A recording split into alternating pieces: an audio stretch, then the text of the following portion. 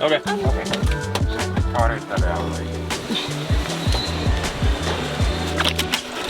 Okay, Muchas gracias.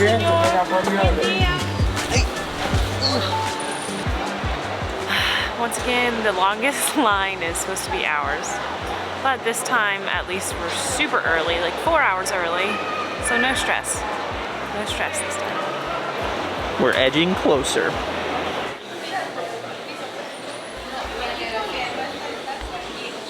This video is taking me forever.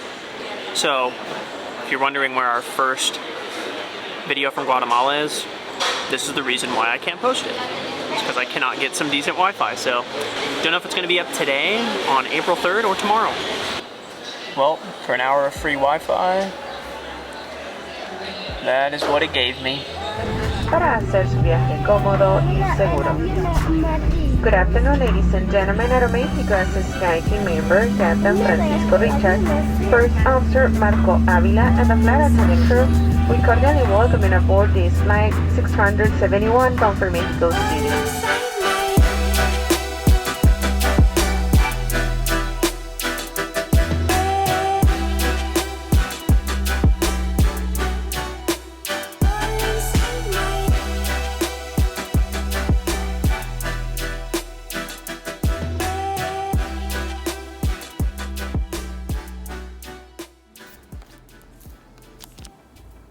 Oh man, I'm sure this thing's strong enough. Oh, this is sick. You can watch TV, put your feet up. Oh gosh. This hammock kind of makes it official that I'm in Mexico. We made it. So we did not vlog much of the travel day because it was kind of crazy. Mexico City's airport was absolutely insane. The customs line was a free-for-all fight, pretty much, to get through. That was crazy. And then we waited for our luggage when it actually moved onto the connection, and we didn't know, so we waited for nothing. And then when we got on our flight, we talked to a guy that sat next to us who's from Merida, and he was very kind. And yeah, when we landed, we waited for an Uber for like 20 minutes, and he canceled, and then we waited another 20 minutes for another one. And then he said we had to walk 20 minutes or like 10 minutes to get to outside of the airport. So we ended up canceling and taking a taxi and showing up here around 10 p.m. Or sorry, 10:30 p.m. It's actually 11 p.m. now. This AC needs to crank. I am sweating. Yeah, we gotta crank that fan too. It's hot in here. Woo! Trying to upload the vlog still.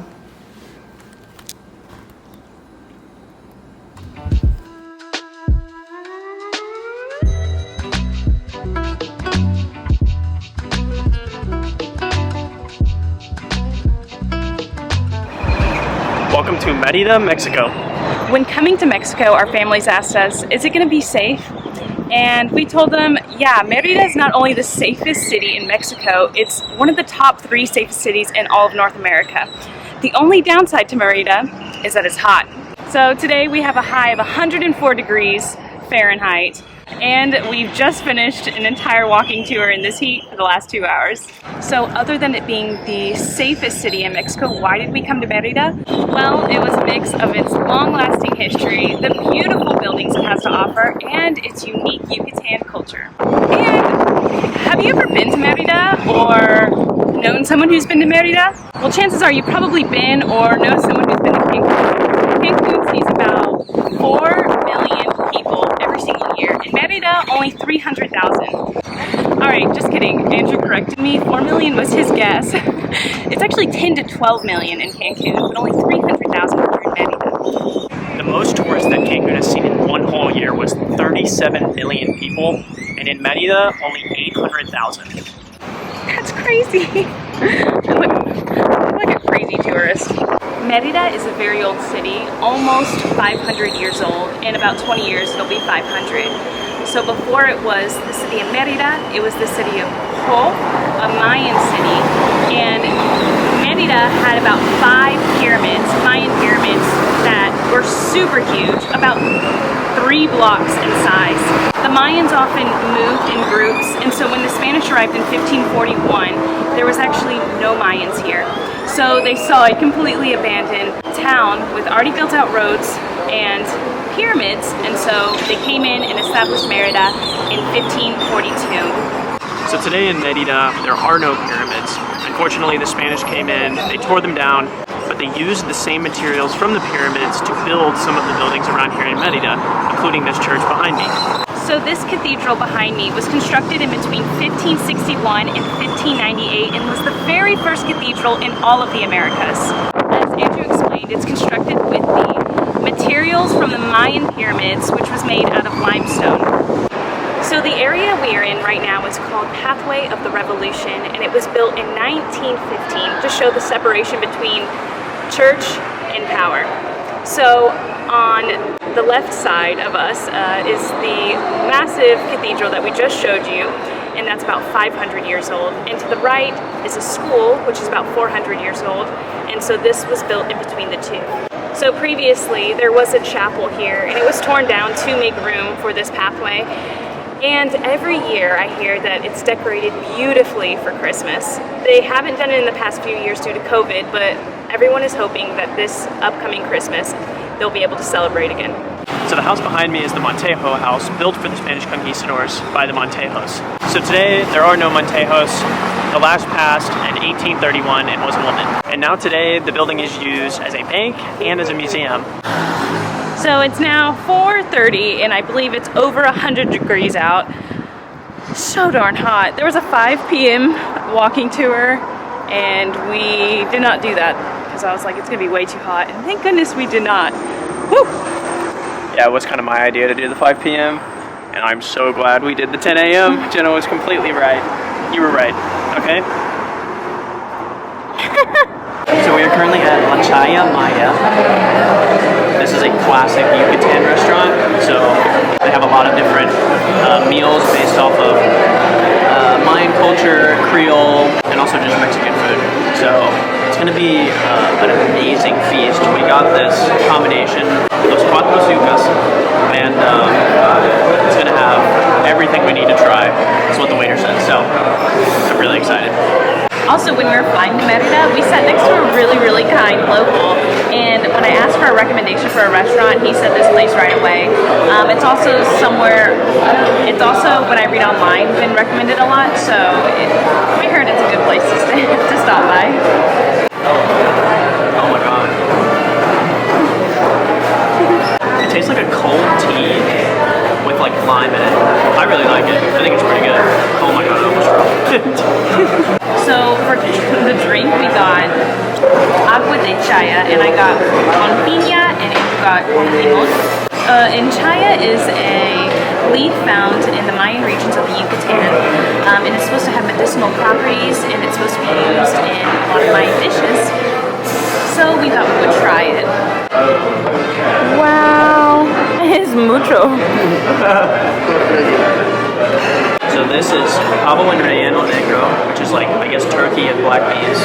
This is, cochinita pibil, like pulled pork almost, in like a special sauce, which I'm assuming is going to be super spicy.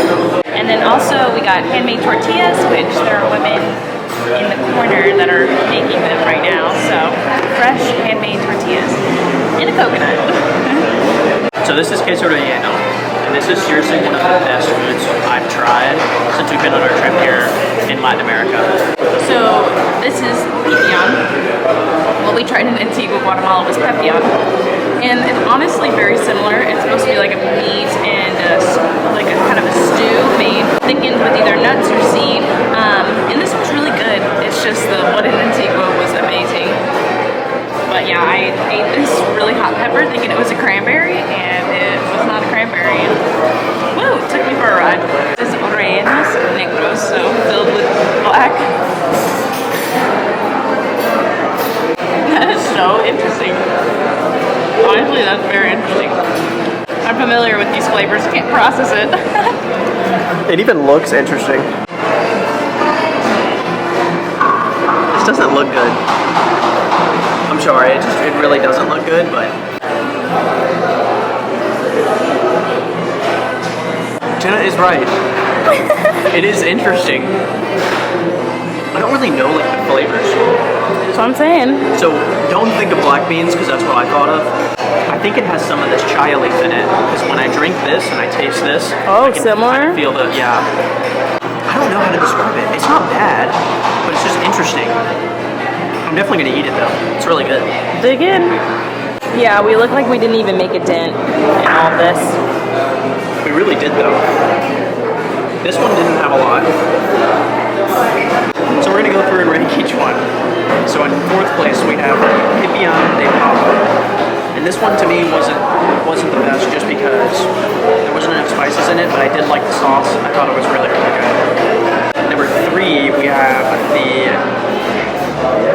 Pavo en rellenos negros, which to me I thought was going to be more of a black bean dish, and I was caught in surprise. It felt to me like I was eating the chaya leaf, but with turkey. It was still really good. I liked it.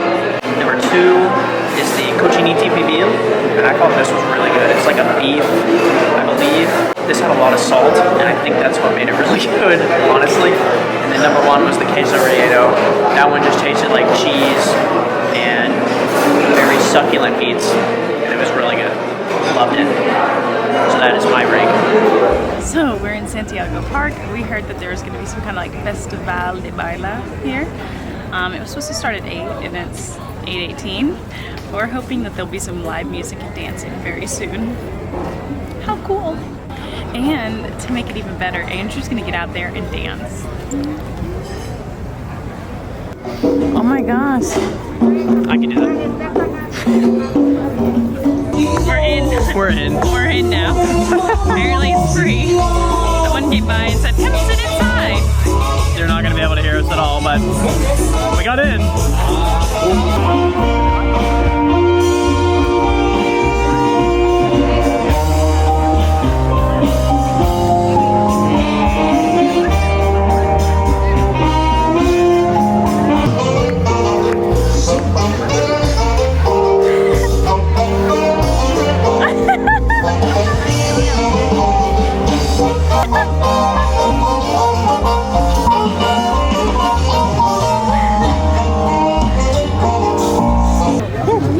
It is hot. That was so fun. I'm glad we joined in and danced. Yeah, that was completely different than what I was actually expecting. I thought it was going to be like a huge cultural like ceremony, which is what we thought, but it ended up being kind of just like a jazz concert, which is still cool. Super fun, and then so much dancing. Yeah, we put our 1 hour of dance class from Panama into use. Yep. Yeah. We were going hard out there, so. Yeah, but so far so good in Merida. We've really loved it, and we're really excited for everything else we have planned to see.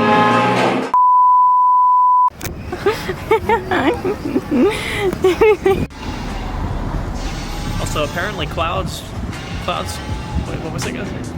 What did I say the first time?